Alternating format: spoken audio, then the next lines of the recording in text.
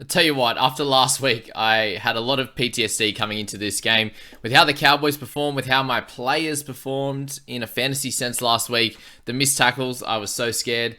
Add to the fact that I had Scott Drinkwater in my starting team this year. Started okay with his 40 and then picked up that 10 with the send-off sin bin, whatever it was. It was bad. Either way, the sin bin into the 3-week suspension, had to trade him out. So bringing him in this week was very, very scary, and I really didn't really want to watch this game at all. Obviously, having a lot of players, I was like, I need to, and watch it properly and see how things go. But I was very scared to, and I was actually watching this late. I was eating dinner at the time, and by the time I turned on the TV to rewind it, it was 6-6 just before halftime, and I was like, okay, maybe that means it's going okay for us. My Cows players there, and then to see that first try, the Lukey offload into a Drinkwater try, just made the night. So after that, there really wasn't going to be anything too bad that was going to happen from there, considering they at least both got some decent points there, and Lukey was by that point pretty much past his score from last week. So great news there. It was one of the better fantasy games I have had personally in a while, and it almost was perfect until the Moses try at the end. Because look, for a lot of you guys, congratulations on that. Having him as captain, there were a bunch of people, but before that try, it was obviously sitting, in the low 50s. Considering there's been updates since. He was 67 overnight, up to 73. He was in those low 50s, and it would have been an okay score, but it would have been great for us non-owners for him to cop that low 50s and go from there. But well done for anyone who captained him. I had everyone but Moses in this top 6 there, so can't complain at all.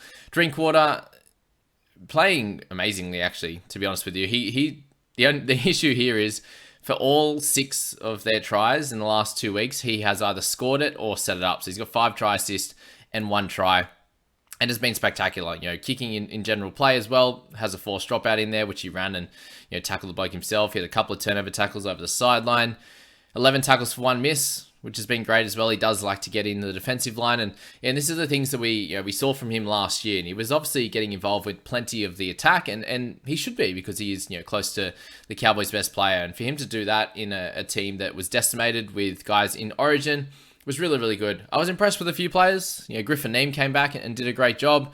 Really happy with him and his efforts. Obviously, Robson there with 1 missed tackle, 55 made.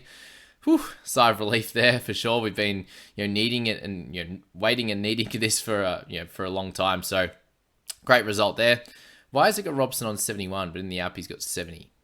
Not sure what that is. Anyway, play on. But Drinky, great work. 75 for him. His average is up to 42 now after his very slow start. He went 40, 10, 27, 27. And since then, he's been absolutely awesome. So anyone who picked him up over the last bunch of weeks, obviously last week was great. This week was even better.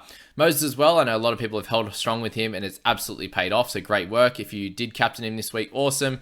And if you picked him up this week, even better. So obviously the bye next week hurts, but that 73 as captain especially is much needed. Robson obviously getting the odd attacking stat that he has been getting the last bunch of weeks with his run meters. Awesome stuff for a 70 there for Robbo. So we needed that after his 38 and his very, very low scores over the last bunch of weeks. And thankfully that stifles his price losses, which is great. And actually had a couple of guys in the private group just mention that they're happy, they like half happy with Robson going low over these last few weeks, because it means that people won't pick him up and they'll choose not to pick him up in 13. And it didn't even matter, actually. I think if he was scoring solidly and averaging like that 50, people would have picked Cook anyway instead of Robson. So kind of worked out all right that he's still not super highly owned. About 40% of the top 1,000 own him. No one new picked him up this week either. So that's that. Dylan Brown was on 69 overnight. He did lose one of his turnover tackles, which I completely agree with. I remember watching the game and I was like, I do remember seeing one turnover tackle, and definitely his try saver. It came out of nowhere to stop that Townsend one. So I'm glad they gave that one, even though it was before the line. So I think that it is just very much based on the conjecture and the thoughts of the person making that decision, if they actually think it was a try saver. Some of those ones where people are just like meandering to the line and are held up over the line that they'll give, and it's like, was it actually a try saver? Or I get that if they weren't there they would have scored, but things like that for Brown is definitely worth the saver in that one. But 36 tackles for him and 3 misses. 1 or 2 of them was on Lukey, so I'll cop that for sure. For Lukey to get those extra couple of points especially. But 65 for Brown with 1 try assist and no other attacking stats from there. No tries, no line breaks, no tackle breaks as well, which is wild for 155 meters, and some of the steps that he was doing, but one offload. Just everything across the park. Just a 6 in negatives, which was great news for Dillbags, and up to a 54 average now. When I grabbed him, he was in the low 40s, so he's been absolutely amazing. 4 scores over 60, 3 over 70 in the last 5 weeks, which is incredible. So good stuff. Brown owners, Hilm Luki. So he got the 71 minutes this week, and this is what he's been building up to. Obviously, last week he just completely got hooked because he wasn't playing very well. But you see in his games at second row in previous years, at the start of the year, got a 70-minute game as well. And, that was where he was doing his best work. And, the 60 there, exactly what you need. And the expectations there of him getting decent minutes and, the ability to not miss one tackle. He had 8 misses last week. To then come out this week and get 32 tackles for 0. It just looked like a completely different team when they came out to play. They were sticking on their tackles. Last week, they were just falling off everything. And obviously, some teams play a little bit differently. Eels tried to run through the middle a bit more. And, there was less stepping at the line and kind of, jaded defensive lines and stuff like that. So this was obviously better for Robson, better for Lukey to have one missed tackle between the two of them. Oh, it was an absolute joy to watch. A lot of people saying it was a bit of a bludger of a game, and I can understand that. I just think that, the Cowboys didn't have a lot. They had Drinky as their, real option in attack, and the rest of the time they're just trying to go through the middle, but they couldn't break that 50-meter barrier, and there was a lot of long kicks down to Gutho for sort of 20-meter returns. I think you do need to commend the Eels defense in this one, and it was that type of game. Obviously, there was some, a little bit of attacking play. There was a few good attacking plays there for tries to, both wingers there. Russell had a good one. They also had a good one on the left-hand side as well. Gutho doing his work and then, getting it to, quick passes for both centers on either side. So I still think there was some decent gameplay across this one and ended up fairly close in the end with 18-16 before Moses went over. So yeah, it was a bit, I understand Cowboys played a lot better than last week. They weren't great, but they're also missing a lot of players. So, completions were really high. I can't see why this was such, people saying this is such a bad game, but yeah, interesting. Anywho, Hopgood, so the other captain in this round. I was talking about him in last video with him, DeBellin.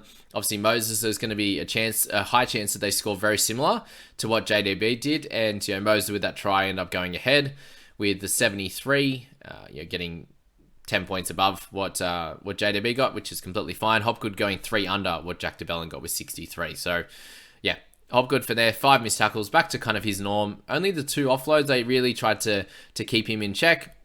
Obviously no attacking stats other than that. So you take the 60, he's worth less than that, which is great. So yeah, it works well. You would obviously hope though, if him playing 80 minutes in the middle, that he'd be able to score better than that, considering he was at 54 at halftime last week. But some weeks he comes out with a real vigor in his run and just looking to offload each time. And this one, he's running, I reckon, just about 10 to 20% less hard than what he was last week. So that was why he got the 60, unfortunately. You can see in this game, the ball was in play a lot, considering there's lots of completions. There weren't a lot of offloads. There was a few more near the end of the game than there was in that first half, or 50 to 60 minutes, which meant there was just tackle, kick, and go again, which is why Moses had so many kicks meters. Townsend has 701. It's one of those games where this is when you can get a lot of guys getting over 50, because there's lots of tackles. You saw obviously Brownie with 36. You see, Penasini have a solid 18, and a lot of the middles, Hopgood 45. Playing that 80 minutes, Hess even getting 33 tackles in 41 minutes. It was very, very high across the board there. For Hess to get 59 in 41 minutes without a try, it's very impressive. And he's had a pretty solid year. I actually think he's been a lot better than previous. Penasini, if you've held him this whole time, then you were rewarded with this round 13 score of 57. Did really well with 8 tackle breaks and a try assist. Talk about getting rewarded, and that's Greg. Any owners of him, the money train continues to keep going. He's even going better than the money man Masilla, that's for sure. But yeah, 56 for him with a try and 2 line breaks was incredible. And that obviously try assist to Dylan Brown. I was like, yep, beautiful, we'll take that. But obviously if anyone owns Greg, it's like, oh, it's a tough one. Seen a few people have him on their interchange, and they're going to have to make a pretty big decision with with him, with Granville. Granville went really well, 55 in 56 minutes. He was an absolute workhorse in this one. But you're making that decision. A lot of people have Granville. They have a Cook or or they had Robson and Granville and had to just play one of them, and obviously would have picked Robbo in that one. But not many people have Granville now, and after the efforts that he's put in, he now gets a couple more price rises, which is a bit painful. But it is what it is. And then people deciding between, Greg, obviously taking Greg's 56 and dropping like a Tapani or Horsburgh or something like that. So that's where it just sucks really to have multiple guys in one position for one of these big rounds. And it's obviously brand new this year, and it's hard to kind of prepare a little bit for that, especially if a guy's making money like Greg is. It's like then you're deciding not to pick up like a Tohu Harris or something like that, who is obviously important as well. But you take that 56 to the bank, guys, and if you can loop out like a Tarpany or something like that, or Horsburgh, whichever one of those you want to. That's kind of a couple of the examples I saw. Kyle Felt, another couple of tries in this one. Drinky really just putting on a show and giving Felt great ball. And 2 tries for him. He's made a lot of money since he got down to about the 310 or something like that. So he'll be up over 500k very easily there. We're finally getting to the guys that didn't score 50, and that's Townsend 54, and then Cartwright 49. I think he just had a really good season, guys. I'm really impressed by him. You got some good scores from Simonson and Russell. For anyone who owns them, I don't see too many out there, but there are a few.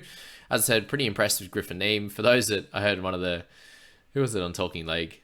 Andy? Yeah, maybe. Was like, he had the week off the podcast and ended up buying Peter Hiku, so that was hilarious there, but he ended up with a 40. And if he didn't sell him, then great news.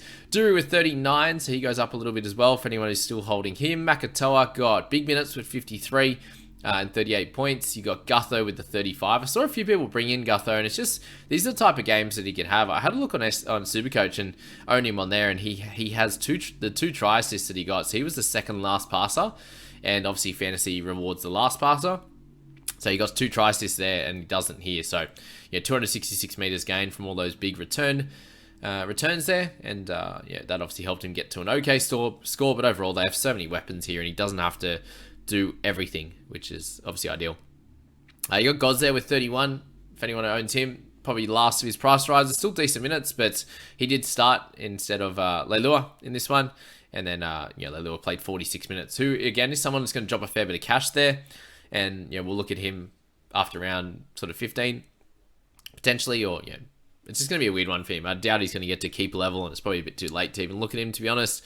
Brendan Hands, 29. He got the 49 minutes here, so he played more than Hodgson, which is very interesting. Hodgson had his first big run in a long time for 18 meters, but 2 penalties, a missed tackle. Again, not doing a lot, Hodjo. And a very interesting stat. So I think it actually improved. Yeah, it would have improved in the second half when Hands was on. But they are plus 75, it was about, when he's on the park this year. And neg 35 when he's off, and when Hodgson's on. So very, very telling. I think, it's a lot of games now. That's, 13 games for them in to have those stats. It's a lot. And I think that's very telling at the moment there. Ogden, Hampton, Labart, I actually really liked his play. He didn't get to do a lot. He obviously missed 3 tackles, had a couple of errors, but with ball in hand, he looked great. I was impressed with him. And we had Darby there as well. He had 215 meters. He had like 25 runs or something. So very impressive for the couple of debutants. And Luca Moretti had some big hits when he came on the park. The big sad news here is Offengawe going off with a calf complaint. Obviously, something to do with the Parramatta River and the waters there, that calf injuries are a thing, apparently. So Offa, unfortunately, with the calf issue, he's gone now, and not sure how bad it's going to be. They were trying to see if he could come back into the game, then they decided not to. So we'll find out a little bit more about Offa in the near future, and we'll make our decisions on if he is someone that we do want to look at. But I think after that 10, we might just be putting a line through him. And if anyone brought him in, I know there are a couple that did. It's very upsetting, and I'm sorry. That is all, guys. Good luck we have 2 games today, finally, and then 1 tomorrow. So I have a bunch I think all of my players are in today's games, and I have no one in the Knights Seagulls. So you'll see me really high in the rankings, and then I'll drop off in that last game. But that's okay. It is what it is. Very much looking forward to the rest of this round, and I wish you all the best of luck.